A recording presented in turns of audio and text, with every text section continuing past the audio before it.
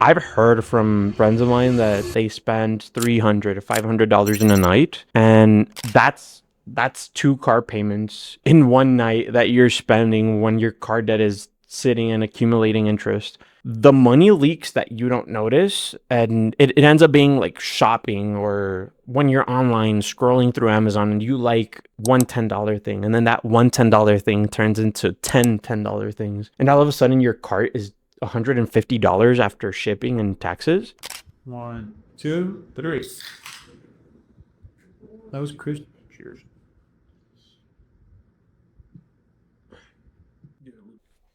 If you feel broke, no matter how much you work, or if you're putting an absurd amount of hours and you're still not finding enough money to start saving and investing, it's usually because of one or three, or no, it's usually because of one of three things. Um, I think the biggest one and what affects me personally the most is just spending too much money on food. And this can be a few things, whether you go out and eat fast food every day or you just decide to buy coffee every day. I think, and we were talking about this, but at one point I was spending $300 a month on coffee. And this was when I was making decent amount of money. I don't do that anymore, but it really dug into my paychecks, and I know that for a lot of people in their 20s that can happen very often. Yeah, especially when you have, for example, for me, it was that I really like sweet stuff. So I really enjoy coffee from like Starbucks or Dunkin' Donuts. They have really good coffees. And it's so easy and convenient, or they make it so easy and convenient for you have a huge like shift coming up, maybe like a 8, 10 hour shift. You're like, oh, okay, it's gonna be tiring. Might as well get some coffee. And instead of making it home and then taking it to your workplace, it's more convenient to just stop by the drive-through, buy it really quick on your way to work, and take it from there. But after a while, it does become a habit. And even if you're making decent money, that still makes a dent. That's still money that could be put into a retirement account, maybe stocks for whenever you're ready to not work. So that's one of the first points we want to talk about. I think when you start like when you start noticing how much you're spending on food and coffee and like your every day, when you start counting it, the first time I counted it, it was I was spending like $60 to $100 when I went out, when I was getting food or when I'm getting all my meals through fast food a day. And it adds up really quickly, especially if you're paying for yourself and someone else. Like that's $30 every meal, $25 every meal, and if you do that three times a day, that's $60, $70. Yeah, I mean, can you imagine if you did it every day? That'd be huge.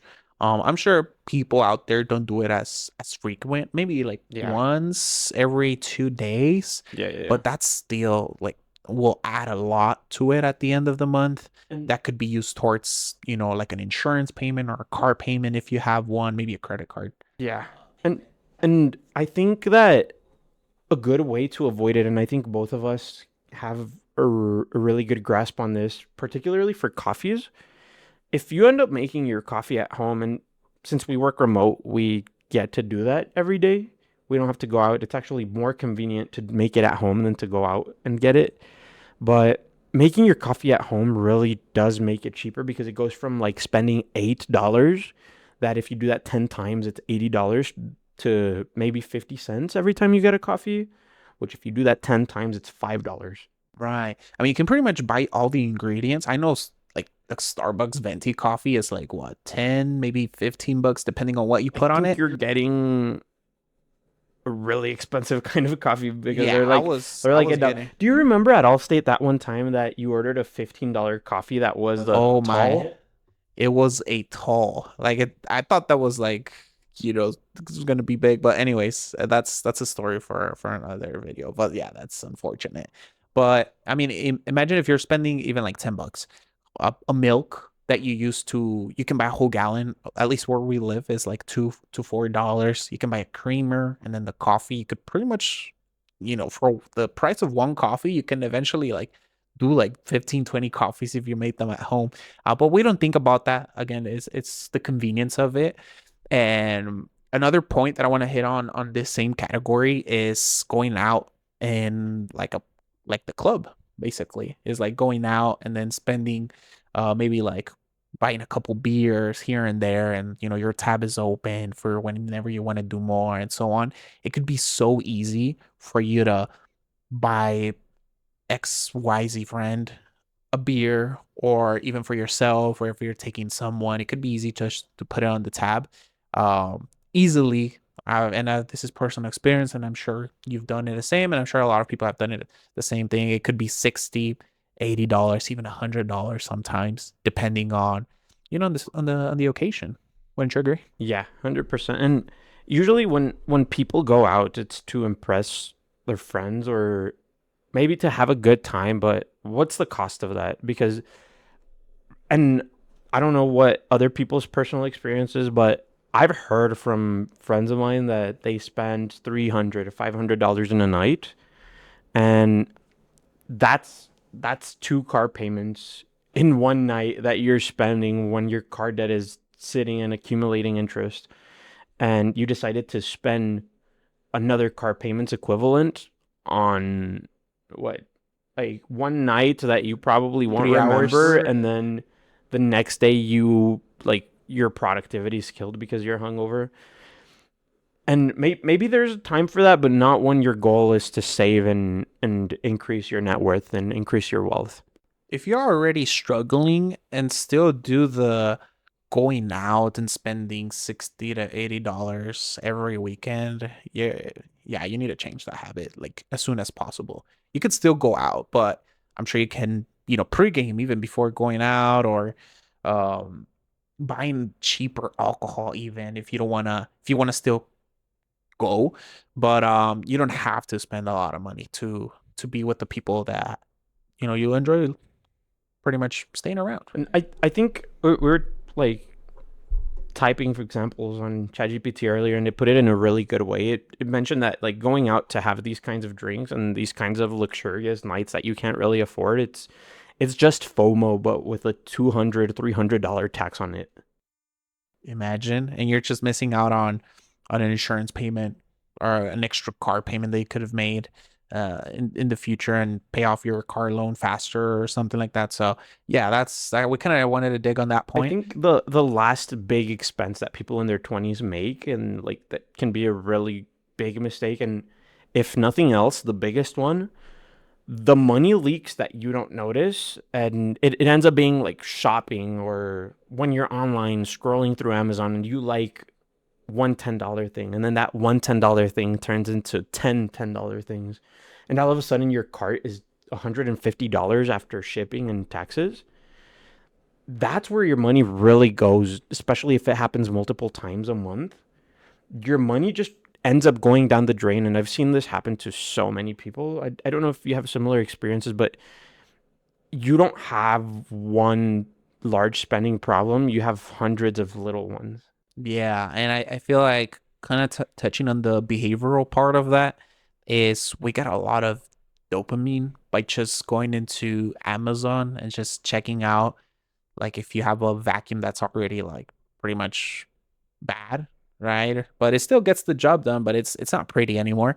You might be okay, well, let me just go into Amazon and then check this other vacuum out. And And you say it happens once too. yeah, And then it ends up exactly. happening once 10 times. And then boom, you somehow buy it.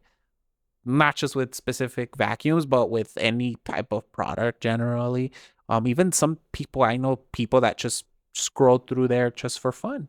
And I'm like, what are you doing? Eventually it's gonna you're gonna want to buy something and put it. It's so easy to put it on a credit card because it almost feels like it's free, even though you're gonna have to pay that back, but they make it so easy for you to spend it.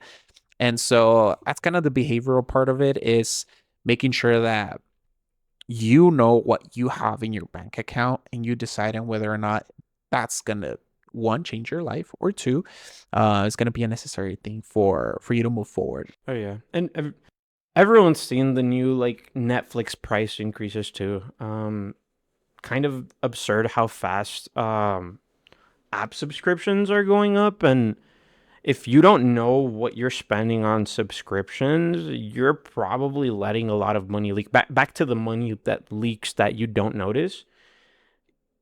the amount of money that you could save that you're actually spending on Netflix, Hulu, Paramount, Disney Plus, HBO Max, I think just those that I mentioned add up to like $80 or $90 a month that you're not noticing because you're not checking your credit card statement every month, and you're just letting it accumulate. Yeah, and it's not even like it adds a lot of value to your life. It's more so to kind of distract you. Entertainment, yeah. Yeah. And so that money could be used. I mean, if you're spending like $80 a month, that money could be used to, I don't know, pay your taxes. Um, at the end of the year, I'm sure if you do 80 times 12, that's a bunch of money. And that could go towards, I don't know, maybe paying your insurance in full, maybe again another extra car payment, maybe paying down the credit cards and credit cards. I'm glad I'm speaking about that because most credit cards out there right now have over a 24%, or I believe that's the average, 24% interest rate. So something that's probably going to cost you $10 ends up costing you way more, 15, possibly $20 if you let the balance go to month to month. So yeah, keep in mind that that's usually what happens with credit Yeah. cards. I don't know if you want to add anything else to that last point. Um, I think like we have some time left. Is there anything I want to ask you? Is there anything that you've personally seen like people around your circle do that is not like that's completely misspent that you're like kind of judgy about it? And I'll add on to this too, but I want to hear your point of view. Like something. Like you see people around you that spend on things that they don't really need when they shouldn't. I can't recall a specific moment that I remember thinking that. Maybe with like cars. Yeah, that makes sense. I feel like So many people buy yeah, a thirty bunch of thousand friends. dollar cars at 20 years old and Yeah. pay it for the next 10 years. That was not for 10 years, but that was one of the mistakes I did was I bought a car and as soon as I drove it a couple of thousand miles, the value plummeted like it was just a rock. And yeah, I learned that the hard way. Now going forward, I'm never financing ever again a car unless it's like Yeah. a super minimal amount, then I would. But other than that, I'm paying cash. I think for me, I see a lot of people in my circle, and this is mostly girls, not necessarily only girls, but mostly girls. I think guys do this too, but with different stuff. But concerts and vacations on credit cards. And Credit cards. this is the worst thing you can do because you're getting into a $2,000 debt for a trip that you're going to enjoy a few days, and then you're paying it off for the next 10 years. Not only paying it off for the next 10 years, but you're paying it off double what you actually paid for, double or triple what you actually paid for. Sometimes triple, yeah. And people don't know how bad it is until they're stuck paying it for so long and the interest is stuck accumulating. But I think all of these are really big reasons why people feel broke no matter how hard they work, and then they complain, but they don't know what they don't know. Yeah, exactly. They don't know what they don't know. And w- to solve that problem, I feel like first you got to know what it is that you need to know. We have a great video on credit card debt and pretty much how to escape it if you have some right now. We'll put the link somewhere here. Yeah, we'll put it there. Yeah, check it out. Huge video on if you've never seen any video in regards to like credit cards or don't know how they work, this is a great place or great video to start with. So go click on it right now. Go click on it, and we'll catch you guys next week. Bye bye. Bye.